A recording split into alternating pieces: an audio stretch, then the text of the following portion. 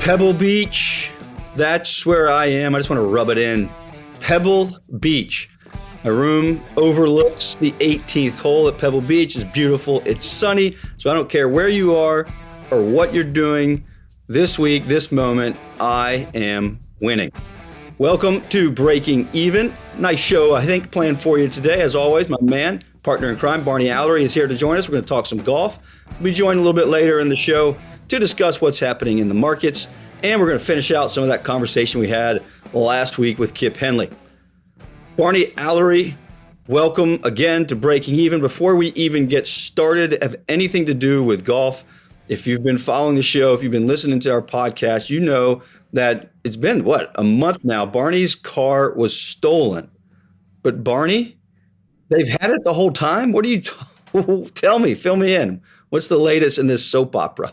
So Ned, incredibly enough, probably about 28 days after the car had been stolen, unfortunately, here in Nashville, I had turned the page on the car. I had given up on the car until all of a sudden, last Friday, I get a phone call from this detective that's with the Metro Nashville Auto Theft Department, and he leaves me a message, goes, "We have your car."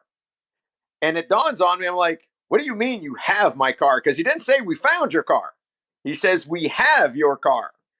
And so inevitably, when I get back to him, I'm like, so how long have you had my car? He goes, November 8th. The car was stolen on November 5th. I got a phone call Friday.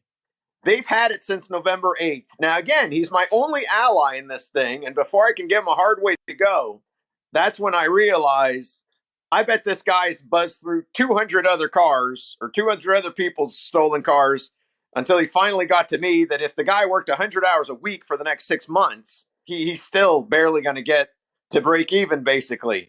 And so anyhow, so there you have it. So in the meantime, I've inspected the car. There is some significant damage. And then what really irritates me is that the sunroof was open, that I never opened the sunroof because I was always afraid it would leak. And the people that stole it in their short little joyride, they opened the sunroof. So that thing's been sitting in an open lot for 30 days with an open sunroof and the passenger side window cracked open. And from my perspective, the car is going to be a total loss. But at least I got to retrieve the contents, our belongings that were in the car. So I'm happy about that. Well, I have so many questions here, but so what do you do from here? You have to contact the insurance company? Well, so that's it. So we'd already started the procedure in the idea that it was going to be declared a total loss. But then I'm sure that once it was deemed to be found, that then from there, the insurance, they're going to want to send an adjuster to look at it.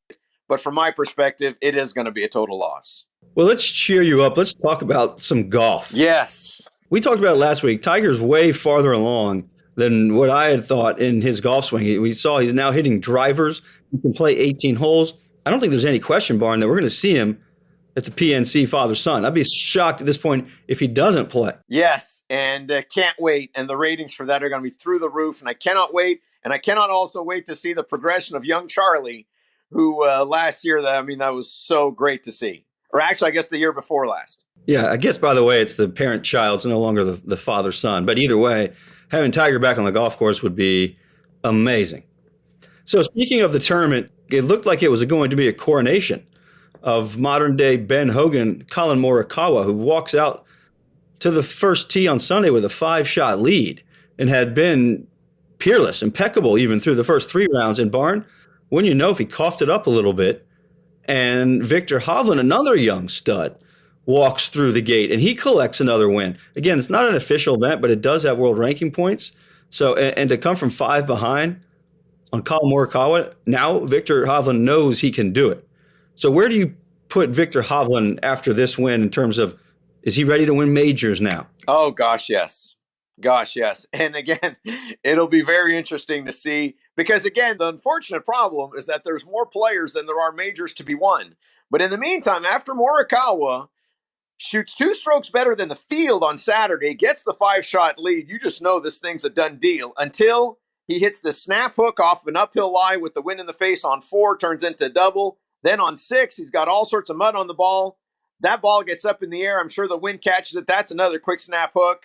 Totally uncharacteristic, but I will give him a pass. But in the meantime, Ned, did you also know that Victor Hovland, he has a seeming knack for winning in places that people go on vacation? Because you realize that he's won in Puerto Rico, and then when he won in Mexico, that was just outside of Cancun, and now in the Bahamas. But Victor Hovland goes on and has a 3-hole stretch of 5 under par where he goes eagle, eagle, and then birdie on 14, 15, 16, gets the top of the leaderboard. And Ned, another quick thing about Victor Hovland, did you also know that now the win pushes him as the second best European player in the world? He just passed McIlroy, and he's a few steps behind Jon Rahm.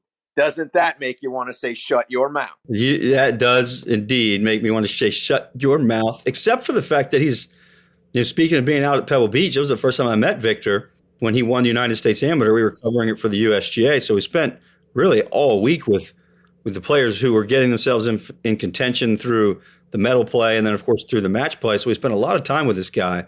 And he's a cool customer, Barney. He always has a smile on his face. He's the kind of guy who say, I don't know where I put my golf swing. I can't find my golf swing today. And he'll grab it out of his sock drawer and go, and just like that, he turns it around. And I've told the story multiple times about him winning that college event where he had taken a month off, hadn't touched a club. Normally he plays a fade, and all he could do was hit hard draws. And what's he do? He makes one bogey for the week and wins. A really tough, windy golf course, Greg Norman course out at PGA West. So this guy is a competitor. He's a world-class talent. But it is interesting, Barn, that his wins, as you mentioned, are coming in these tropical destinations outside the United States. It reminds me of Justin Thomas. Remember, his first win all came outside the United States, continental United States. He won in Hawaii. He won in Korea a couple times.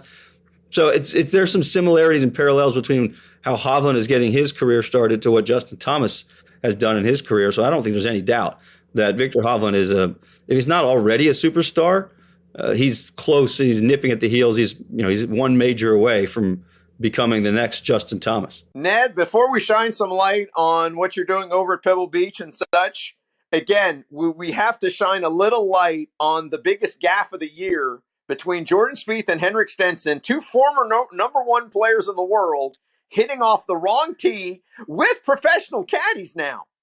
And evidently, no spectators at all, and no one even dares to look up to say, oh, by the way, did you not bother to notice? Are you guys playing 17 or are you playing 9? Because there's a little sign right here that says 17, and the sign for 9s is way up there. And they just, in a daze, in an absolute hypnotic daze, they just decide to tee off from where they've teed off, never even looking to see that it's marked as 17. And boy, that is your I am so stupid of the week, of the year. Maybe of the year. They played the wrong tee. Now, Barn, my understanding was that maybe there wasn't a sign on the tee, but there had been signs in the locker room. There had been signs on the first tee, etc. I saw a little sign that said 17 and another little sign that said 9. Maybe they put those there after the two guys teed off. But this is, I equate this to stepping up on a tee and hitting the wrong direction. Meaning, you think you're going this way and you hit, and then you realize, oh, I'm actually going the complete opposite direction. This is inconceivable to think that they played the wrong tee. Thankfully, they did it in a non-official event. It was world ranking points, and it is awfully stupid. I am so stupid. But they made good light of it. They made fun of it themselves, even in their press conference afterwards. And something that I imagine they've never done and probably will never do again. Two former number one world players, and they make that gaffe. So you better believe junior golfers are susceptible to doing it themselves. But Ned, let's shine some light on why are you at Pebble Beach and how's it going? Barney, it's going awesome. I'm out here for the Innisgrip World Pro-Am, something I've played in now for 5 years. Just extremely fortunate. It's a proper 4-round tournament. There's a net division, there's a gross division, and then there's a professional division. And there's 4-man teams, 3 amateurs and a professional. We play Spyglass Hill, then Poppy Hills, Spanish Bay, and today, the final round, we're playing at Pebble Beach. Tee off here in just a little over an hour. We started the week with a wonderful greenside service on the 18th at Pebble Beach at sunrise, 6:47 or something like that. Always is powerful. Waves crashing in the background, literally right next to the green. And then we walked down the 18th fairway with the dew. We were the dew sweepers, and we were like Henrik Stenson and Jordan Spieth going the wrong direction on 18. We started at the green and worked our way back to the tee. And there's a marvelous beach club that Pebble Beach has.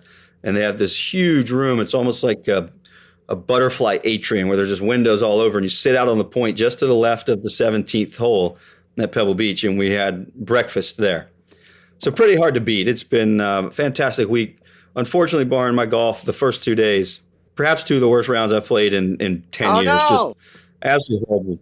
I made 0 birdies at Poppy Hills, and this was a place you might remember last year I made the Albatross. Well, so that's it. So also known as the shot heard around the world, for those who don't know.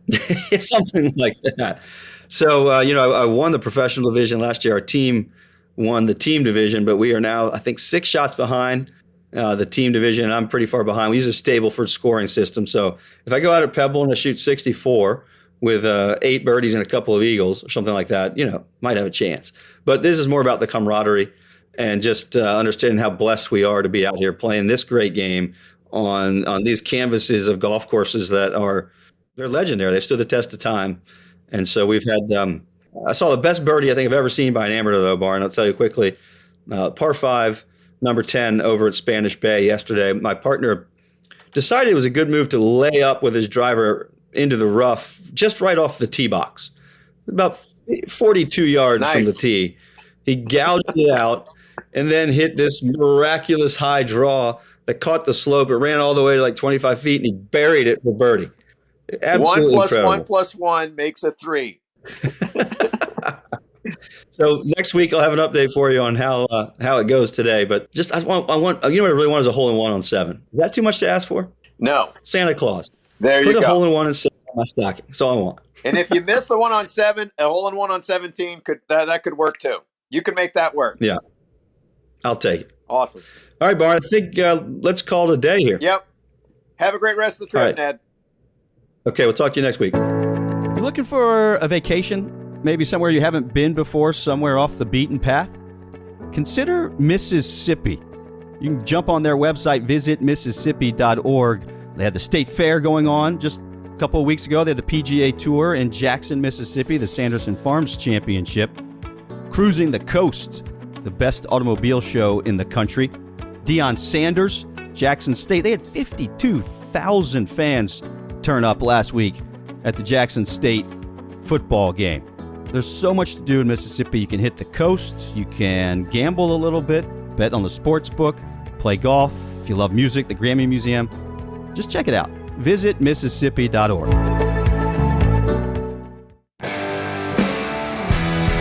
I started doing radio and commentary work a little over 10 years ago now. Started on PGAtour.com and then had a local radio show in Nashville, Tennessee. I just retired from professional golf. Was trying to figure out is this going to work and be able to make a career out of radio and doing commentary. And one of my first guests on the local radio show that I had was an old friend who was a caddy on tour. And he still is a caddy on tour. He's fantastic at his job, but is an even better storyteller. He has won with Brian Gay. He worked and won with Austin Cook. He worked with Stuart Sink. He won on the PGA Tour Champions while he was looping for Vijay Singh. And then he fired VJ. And he's going to tell the story here on Breaking Even. Please welcome my buddy, Kip Henley. Hey, I'll tell you one thing, talking about screaming at the television. You'll call BS, but this is zero caddy embellishment. 5-6 years ago, you can tell a few of my closest friends will back me up on this, but I kept it quiet, except because I didn't want somebody to steal it. I said, you're talking about screaming at the TV. I said, I want me and my little brother Brent, or me and someone, to call the golf and have this is exactly what the Mannings are doing.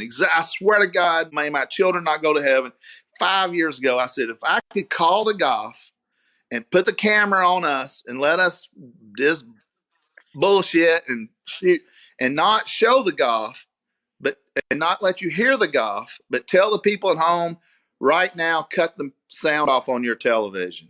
Watch the golf, but right now, Jim Furyk's putting on 17 right now.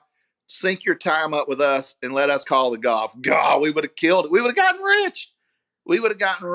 Well, I remember you and I talking about as on-course commentators years ago, right? And of course now it's commonplace. I think that adds so much texture to a broadcast that the only issue being a lot of times they can't say exactly what they want to say because, to your point, if they were to get back into caddying, they're still friends with a lot of the players, or they have to be friendly. So there's a fine line there. Look at Bones; he's back in now with Justin Thomas. I also said that if I called the coverage like that, my caddy career is over that day. Because if you're going to make it interesting and give the people at home something different than the boring commentators on television aren't giving you, then you got to be racy and you got to say, this guy right here, he looks like him and his caddy are getting along, but that guy is blasting his caddy. Trust me, if you had a microphone right here, that guy is nailing that caddy right now. And there's a lot of guys out there that people think, well, he's just the sweetest, greatest guy. And I'm going, no, he's blasting that dude. Trust me, he's getting it. I remember, not to put words in your mouth, but this is years ago, we were talking about guys who were tough on caddies. And you said Angel Cabrera was just, I think your words were a caddy killer. He's just so tough on him. And sure enough, within probably like 8 months of you saying that, he had a son on his back. And a lot of it was because other caddies didn't want to caddy for him. So putting aside what's happened to him beyond that, some guys are just tough. They're old school tough, and they have high demands. And if you got a sensitive heart like Kip Henley, maybe it's not the right place. How many wins do you have on tour? 5 caddying for 6 times when guys have won out there. And you had 4 with the BG, Brian Gay, 1 with Cookie, and 1 with Beach. Yeah. But I've been doing it 17 years, man. That's low. A lot of caddies go, wow, you got 6. And I go, yeah, that's not that great, dude. I've been doing it a long time. I need more. I got 0 Ryder Cups, 0 President's Cups. Really haven't felt any heat come down the stretch in a major. So, man, I got holes all in my caddy career that I won't fix. So how does a caddy go? And if you don't have a bag, how do you go about finding one? Well, it got almost impossible during COVID because we couldn't work the lot. There's no lot lizards, so couldn't let everybody know. So the thing I had going for me and a lot of players, it's probably cost me a ton of bags, my Twitter, because I can be a little racy on there sometimes. I feel like I never crossed the bro code with Twitter, Yeah, do you think that's, I have wondered that myself. Do you think that has been a detriment to you where high profile players don't want you on their bag simply because you are outspoken? 100%. And especially back in the day when social media was a little bit more, the tough guys, who's going to do social media? Well, all of them are doing social media now. So I think if a player's smart, he knows I'm never going to throw him under the bus. I'm not going to do anything negative to impact his career. And as racist as I am on Twitter, I've never had the PGA Tour say, Kip, take that down. Not one time. So, and I've never had a player go, Kip, take that down. But I have had, Billy Horster told me one time, he goes, Kip, you'll never get a great bag with that Twitter. He told me that. So I know it's affected me. So why keep doing it? I don't know why. I enjoy, maybe it's the narcissist in me. I enjoy it. Like I Uber now. So I told you that. I just enjoy talking to people. And I don't like sitting there quiet and acting like a tough guy. I like to talk and enjoy people. And I interact a lot with, I don't want to call them my fans, but the people that follow me on Twitter, if they message me, unless it's something that it's going to be something that I can't talk about or it'll cost me big time in my job or something, I get back to every one of them. I respond to all not all, but 95% of them. I feel like I'm approachable. And really, truly, Ned, even though my job, I've lost jobs on my Twitter, I'm sure I have. Or guys go, I wouldn't hire Kip, but he's got that Twitter thing, I'm not going to hire him. It's provided so much. I mean, when I was this winter, when the COVID hit, or last winter, whenever the hell did that hit?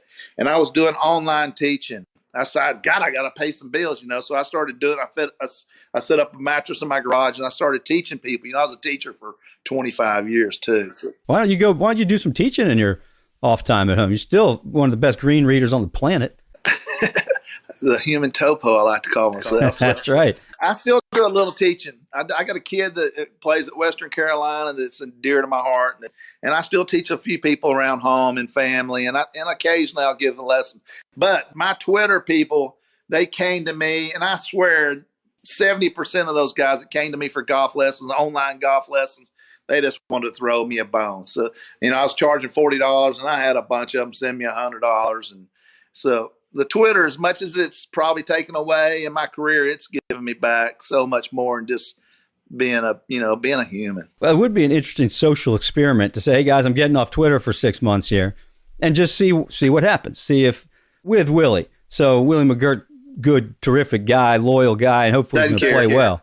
But it would be really interesting to see if you said, I'm exiting all social media for 6 months, and just to see if all of a sudden bags kind of showed up. But kind of irrelevant now. You signed on with Willie. I do want to ask you about green reading books. They're going away in 2022. Yeah. Golf clap. Right? I mean, you got to have some art in green readings. That's a skill. No doubt. Now, the people that say, when I say green reading books take away the skill, they go, you use yardage books. You're not sitting out there guessing how far it is from that tree over there. I go, well, that's a valid point. I can't go around. But there has to be somewhere. When the green reading books started to first come out and you had the charts, man, there was a handful of the Euro caddies. I'm not throwing rocks at them. I remember ahead of the game.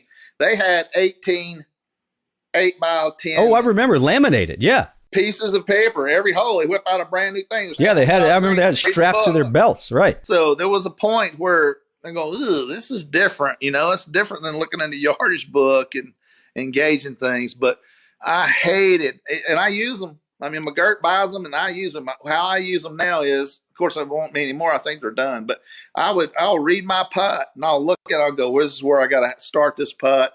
And I'll read it all. And while he's still reading it, I'll pull out my greens book and say, am I an idiot? Just to make sure I'm not an idiot. I won't look at the book and see what it does, but I'll read it to make sure I haven't done something stupid. Oh, crap. So I thought there was a chance it could go that way. The book says there is a chance, and I'll push my read over that way a little bit. But hedge your bets a little bit. Hedge my bet. But I've always said, people before McGirt started buying the books, they go, Kip, you got a book? I would always go, are you buying the greens book? I go, no, I can see downhill. See that over there? That's lower over there than it is over there. That means the putt's going to go that way. So just to shove it in your face. I'm old school. I love the books going away. It won't make a huge difference in speeding the game up, but it will definitely speed the game. I don't care what anybody says greens books speed the game up. They're full of shit. I think it's just an art. I think there is a skill to it, and having all of that stuff. And the tour staff's gotten so good at putting it right where the arrows change directions, and it looks like a whirlpool anyway, and you can't really figure it out. It's amazing. So, Ed, before we part ways here, two things. I want you to tell me one of your favorite stories.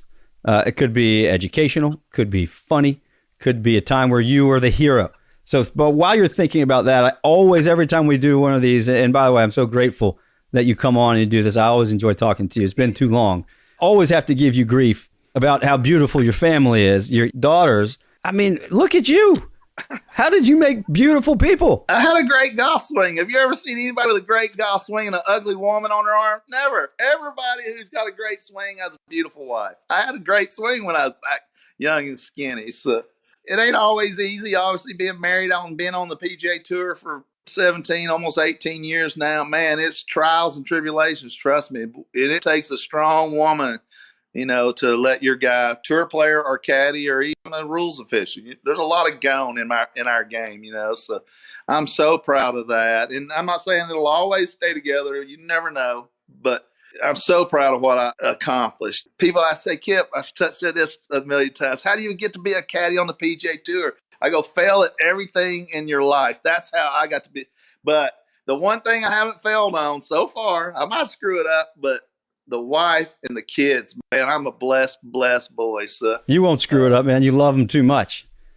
I won't screw that up. You're right. So hit me with a story. Give me one parting story, if you can think of one. I'm the absolute worst on this right here. I got a crap ton of good golf jokes, and I don't have a good story. I'll pass on to your listeners the greatest golf joke of all time. If you want me to tell it, that'll do it. I'll do it fast. I'll do it fast as I can. No, take your time.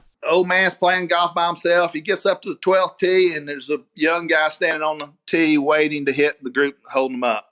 Young guy goes, hey, you want to join up? The old man goes, yeah, I'll join up with you. They wait. The fairway clears. The old man peels this big slice off into the trees on the right, thick trees. And the kid goes, hey, you better hit a provisional ball. The woods and the leaves, we'll never find that golf ball over there. And the old man goes, no, we'll find it. They hit, other kid hits. They go walking up there. They get to the edge of the woods. And as they get to the edge of the woods, they hear beep, beep, beep, beep. Old man walks straight over to the big parts of the leaves. There's his ball sitting right there. And the kid goes, holy cow, that's cool as crap. How's that? He said, yeah, it senses that. And if something's covered, it emits that sound. You can walk straight to your ball. The kid goes, that's cool. The old man whacks it out in the fairway, gets it up, makes his bogey. Stands up on the next hole, dogleg left, and there's a creek running down the left side. The old man duck hooks the creek. It runs into the creek right off the bank. The kid goes, there goes that ball. And he goes, no, we'll find it. They get walking up to the edge of the creek, and there's this green laser beam light shooting up out of the water. The old man reaches down there with his law wedge, pulls the ball out, whacks it up on the green, gets his bogey. Kid goes, that's the coolest thing I've ever seen. He goes, yeah, it senses that. It'll shoot that beam up the light. You can just rake it out of the water. It's pretty cool. Kid goes, that's amazing. They get her all the way into 18. 18's a long par 3 over the water. The old man fats his rescue right in the middle of the lake. The kid goes, there goes that great ball, man. We'll never get it. And he goes, no, we'll find it. They go walking up to the edge of the lake, and a sail pops up, and the wind blows the ball right over the edge of the bank. The old man reaches over the sand wedge, rakes it up on, whacks it up on the green, and that kid goes, that is the damnedest thing I've ever seen. He says, that is the most amazing ball in the world. He goes, where did you get that? And he goes, I found it on number 6. It takes a minute. He goes, Takes a minute. who could have lost that ball, dude? That's the greatest golf joke of all time. You can argue, but you'd be wrong. Takes a minute. Usually that would go shoo right over the audience's head. But Well, hopefully we'll get some Twitter commentary on that. People saying, I don't get it. You got to explain it to me. I don't get it. What's the joke? How could you have lost that ball? Well, Kip, as always, man, so good to catch up with you. We'll catch up in Hawaii. I'll buy you a Mai Tai. My man. Twist my arm with a good time, little buddy. Ow. And hopefully Sunday night we'll celebrate with Willie over a couple of Mai Tais. Dude, I'm proud of you. I mean, I was out there when you started pecking around trying to figure out how you could get your foot in the door and doing exactly what you're doing, and you're dang good at it. Well, you were a big help in helping me start this crazy career in commentary. Remember you and Billy Horschel, the day after he won the FedEx Cup, you all had a foot race at Chateau Elan, 100-yard dash. I think you gave him 20-yard head start. I'm going to have to pull that video up, and I'll see if I can't put it out when we push this out. That's the story I should have told. He gave me a 25-yard head start. He lost by 25 yards. I thought he was going to blow out his hamstring. I thought, oh, my God, we've just ended the career of this guy who has won the Tour Championship and the FedEx Cup, and he just blew out his hamstring in a race against Kip Henley. Props to Billy Horschel showing up that day. He made $13 million the day before, and he shows up for the Colt Ford Pro-Am the next day. I was like, man, I'm blown away by your generosity. And then he drove home, remember, and the next day had their first child. Exactly. He had a huge week. The only thing bad happened to him was the old fat boy dusted his ass at a 100-yard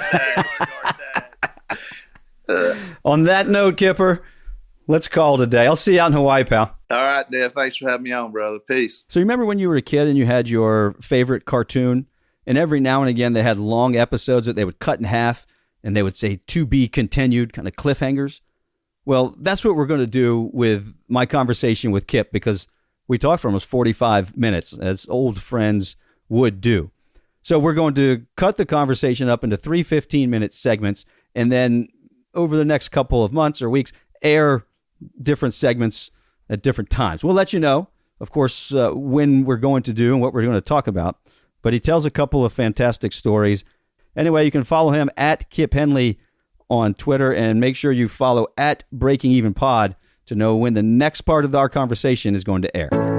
Breaking Even is brought to you by Risk Reversal Media. You can find us at riskreversal.com and check out our podcast, On the Tape. Each week, Guy Adami, Danny Moses, and me, Dan Nathan, discuss the biggest market-moving headlines and chat with some of the most influential people on Wall Street, all in an effort to help our listeners make smarter investment decisions. So follow us On the Tape in your preferred podcast store.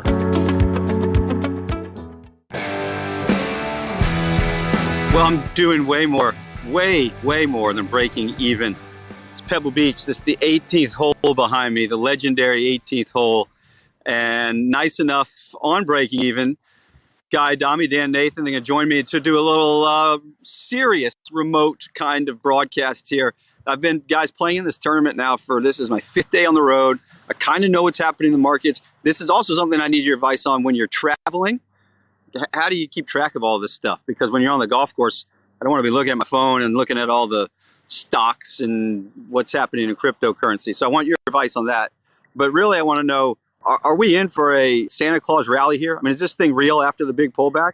Or are we all holding our breath? There's a lot to unravel here. I mean, obviously, you decided to twerk Dan and myself by showing us pictures of Pebble Beach while we're out here on the East Coast. It's about to snow.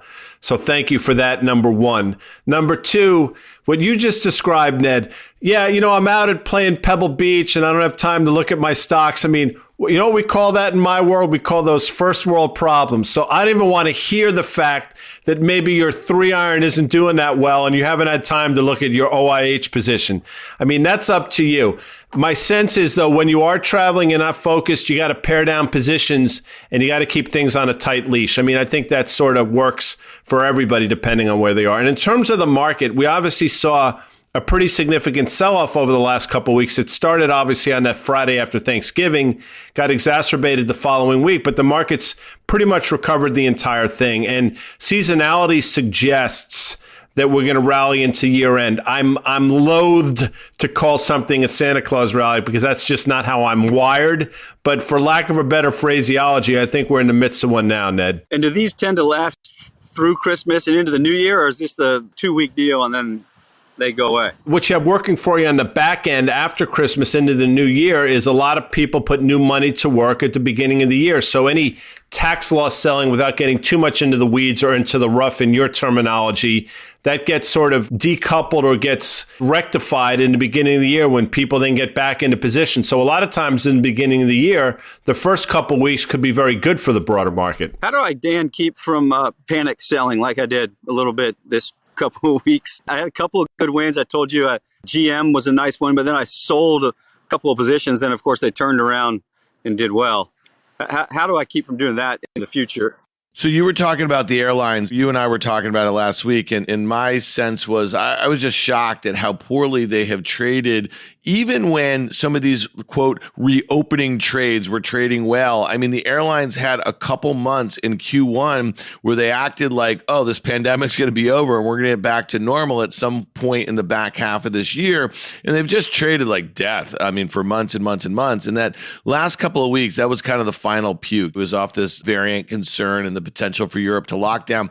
So how do you avoid selling something that's already a bad position and then really at the worst possible time exiting it? And the truth is, Ned, it really is about sizing, and it's like about risk management. And so, if those positions were right sized in your portfolio, then you can kind of deal with the really dark days of hanging on. The flip side of that is if you have too many of them, sooner or later, you do have to move your feet. You can't let a trade, something you're like, okay, I'm buying this here because I think in a month this variant's going to be gone, and then I'm going to have a nice trade in this thing and I'll sell it when it pops. Well, if it goes the other way and you keep adding to it and the position gets too big, you're going to have max pain at the worst possible time, right? And so it really is about diversification. It's really about not being too concentrated. That's my personal take, and it's not letting a trade turn into an investment. Is that fair, Guy Adami? And let me just chime in here quickly. You use the word panic, Ned. I know a lot of people use that word, and you hear it on television all the time, and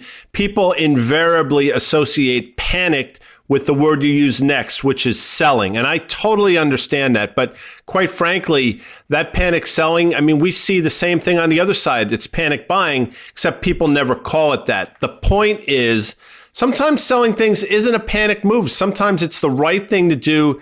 It's the prudent thing to do, and it's a disciplined thing to do. So don't just associate selling with being panicked about something, if I may, Ned Michaels. By the way, looking great with the Pacific Ocean behind you. It's definitely better than my face on the camera.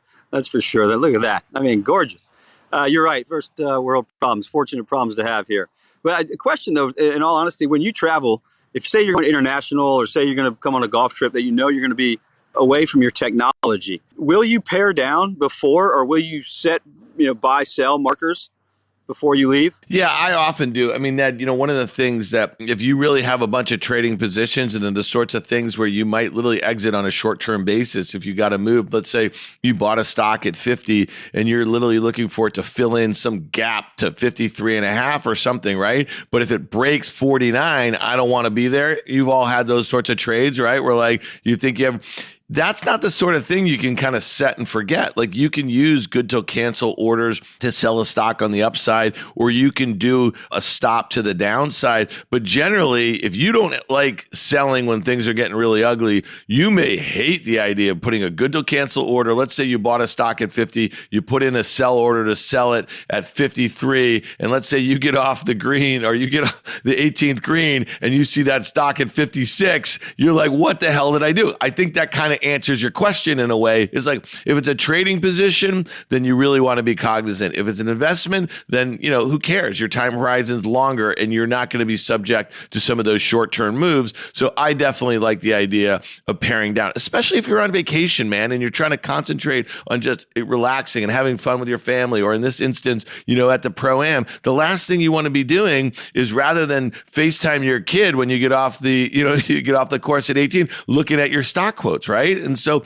you got to make time for everything, I guess, is the point I'd make. No, I wondered that when going on trips like this. And of course, when I do the broadcasting, it will be 4 days in a row, 10 hours, and you just can't afford to keep up with these things on Thursday and Friday. So I was just interested in, you actually do pare down, or you set parameters around what you have in your portfolio. What about the cryptocurrency world? I mean, this thing also had a pretty serious sell-off, and it seems to be rebounding. Well, Dan, you've been buying Ethereum, you said, on the dips. Did you do any buying this time around? It's funny. I had somebody who works on our podcast text me in the middle of the night on Saturday. It's like, he was like, crypto crash. I was dead asleep. Okay. And the problem with those overnight sell-offs, and they used to happen, like they start in Asia. A lot of the Asian exchanges allow for crypto buyers to use leverage, and a lot more leverage than they use here. And so you have these instances. If you go look at the charts over the last year or so, you'll see these huge wipeouts, these down like 15, 20% moves. There was one guy, you remember in early November, as we were taping a show, we had charts showing Bitcoin, I think at like 60,000. And by the end of the show, it was like 50,000. I mean, literally, it was just like a wipeout in a straight line. So what happens is you have a lot of these exchanges that are allowing customers to use leverage, and then if the position starts going against them, they just force them out of the positions. And what happens is they just wipe them straight out here. So you took out some leverage. Again, I would just mention this. Ethereum, and Guy and I talked a bit about this earlier in the week, is showing tremendous relative strength relative to Bitcoin on the year. And that's the one that continues to interest me, largely because of all the stuff that's being built on top of it. Carter Braxton Worth, a friend of ours, Carter, you watch him on Fast Money with us. He comes on Market Call with Guy and myself. He just put a note out saying that he really likes Ethereum for the breakout from a technical perspective, and I'm with him. So Ned, just for an FYI, I'm sorry to interrupt you, but that's my want. People will say, the crypto crowd will say, that the volatility in crypto is a characteristic, not a problem, not a bug. Just sort of you can change the framework of how you think, number one. And number two, Dan said wipe out a couple times. So I'm going to ask you, Ned Michaels, for our Jeopardy $500 question. Who recorded the original recording of the song Wipeout? You have 5 seconds, Ned Michaels. Beach Boys. That's incorrect. That would be The Ventures, but thanks for playing our home game, Ned. Back to you. Well, at least I had somebody who did record that. They probably didn't, actually. Did the Beach Boys record it? I'm sure at some point the Beach Boys, any song associated with the Pacific Ocean, Mavericks, or any of those things, the Beach Boys did. Going back to the crypto, you play in these golf events, you have cocktail parties, you do some chit-chatting with folks, and a couple of people here in the financial world, and they're highly concerned about the amount of margin and, I guess, leverage in the crypto world. Basically, they painted a horrific scenario waiting to happen when these margins have to be called. And I'm just curious, Dan, are you hearing anything in terms of how much margin is being used to buy this crypto? And is it possible that you're going to see some, not just 20% sell-off, but again, 50 or 60 or even worse percent. Yeah, I think it goes back to what Guy is saying, is like that volatility is a feature, not a bug of crypto. That's clearly been the case for the last 5 years that I've been watching it very closely. And I think a lot of long-term believers love the opportunity to reload on some of those sell-offs, taking out what we'd say, Ned, are the weak hands. And the weak hands could be those people who are buying on margin, position starts going against them like we just talked about, they get liquidated, and then you have these price dislocations. But here's the other thing I'd say about crypto is that right now, you have a lot of people who are like selling stocks. So like think about earlier this year, we were talking about all of these high flying tech stocks, unprofitable, recent IPOs, SPACs. They're all trading like garbage. You know what's trading well? Crypto. You're seeing tokens like Solana, which is a competitor to Ethereum. It's faster, it's cheaper. A lot of NFTs are being built on it. That has a $30+ billion market cap. There's not a lot of tech stocks that aren't the ones that you know about that have $30 billion market caps. So is there a lot of enthusiasm and a lot of like exuberant sentiment? No doubt about it. So a lot of money has moved into crypto. A lot of people who are owners of Bitcoin or Ethereum, right? The two main coins have moved into other crypto assets. And that's also a bubble. You can't really see exactly what's going on there. So there are layers of enthusiasm on layers of enthusiasm. I guess the thing that I'd say is like we had a 55% sell-off from the spring in Bitcoin to the lows in the summer. And then we had this, 150% rally or even more with Ethereum. And so could it happen again? No doubt about it. But this goes back to sizing your position correctly. Right now in Ethereum, let's say if I owned my full position, that might be great if we get a breakout here and we get another 20, 30% move or something like that over the next month or two or whatever. But if it went down 30% and I have a full position, then I have to make a decision about risk management, right? What if it goes down 50% or 60% or 70%? In 19, into the lows from the 17 highs, I think most cryptos went down 80%, right? Can you afford to stick around with a full position down there? So it really comes down to, again, just like we were talking about in the stock market, concentration risk, diversification, and risk management. Of course, Ned, I mean, the way my mind works, and I am I'm just not that bright, but Dan mentioned Believer a number of times. And of course, I think of the song that made it to the top of the charts 54 years ago this month, the great Daydream Believer from the Monkees, written by one of the men from the Kingston Trio. Back to you, Ned Michaels. Thanks, Casey Kasem. Appreciate it. Goes out to you. All right. I've gotten some texts and tweets wanting to know how's our oil trade going to do, Guy? Are we sticking with it? OIH obviously went, I think, it got up to 230 or so. It traded down to 172, pretty much in a straight line. But if you go and look for you armchair technicians out there, it held the low we made back in April, and to a certain extent, the same low we made in August. It has bounced from that 173 level, mid 190s now. I think Dan shares a different view than I do, but I think oil is going to continue to go higher the rest of the year. So I do think you stay with it, understanding that the last 6 months in the energy trade has been extraordinarily difficult and painful. Yeah, I feel kind of differently, and largely due to the fact that I don't know the oil market nearly as well as Guy, and I mean that very seriously. But what I do know is that when the Fed started to taper their bond purchases back in 2014 and started contemplating raising interest rates, both of which they are doing right now, crude oil got cut in half. It got cut in half over 2 years, and every rally was a sale. And so you could say, well, what's different this time about the commodity is that, we're about ready to come out of this global pandemic, and the global economy could just explode one way or another. I just feel like growth in 2022 is going to be really choked off by some stagflationary pressures. So oil could stay here and it could still lead to inflation, especially if we have interest rates going higher. We have the US dollar going higher. So I'm just not that optimistic about it. And I'll tell you this, man,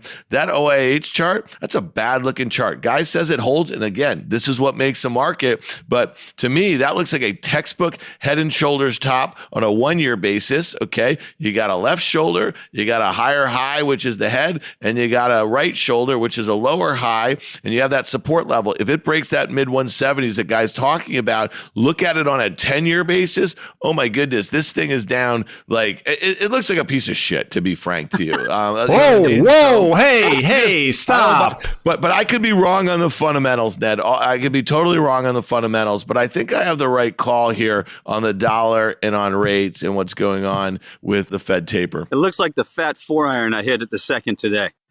Not real problem. You got it. By the way, just some golfer's advice. You said the wind's going to pick up. I think you want to go with, what's a low iron? Is a 2-iron a low iron or a high iron? Because you want to be the low iron. You want to be low. You want to take the wind out of the equation. So you want to play those low irons, Ned Michaels. I'll break out a 1-iron just for you, guy Adami. There's a funny story about 1-irons and Lee Trevino that if you want me to tell, I will. If you don't, I won't. But you let me know, Ned. This is your rodeo. The one where he held it up in the air and said, "Not even God can hit a 1-iron." That's exact. In the middle of a thunderstorm, he held it up, and somebody said, "What are you doing?" He said, "Not even God can hit a 1-iron." Back to you, Ned Michaels. Well, I don't know if I'm going to hit a 1-iron or not, but I certainly hope we hit some of these crypto numbers, and we'll see. Interesting that you all both have on the OIH different viewpoints. Gentlemen, as always, thank you for spending your time with me, with us here on Breaking Even. I did have another question for you, though. You think I could just stay another week out here? That work for you guys? Paradise. Listen, call your wife, man. You should have her come out. I think it looks fantastic out there. I mean, I got to tell you something. Here on the East Coast, it's getting cold, and it gets dark at about 3:30 in the afternoon. So enjoy yourself out there. That's for you. There you go, buddy. Well, listen, man, thanks for having us, Ned. Go get them out there. Let's do 2 Pro-Am wins back to back. That's what we do on Breaking Even. We win. See you guys. See you, bud. Thanks for listening to Breaking Even with me, Ned Michaels. If you like what you heard, make sure you hit follow in the podcast store and leave us a review. It helps people find our show. Follow us on Twitter at Breaking Even Pod, or you can also find me at Ned Michaels. And remember, we'll be back next Thursday for more Breaking Even, which is brought to you by Visit Mississippi. Jump online, visit Mississippi.org. See everything that's going on down there.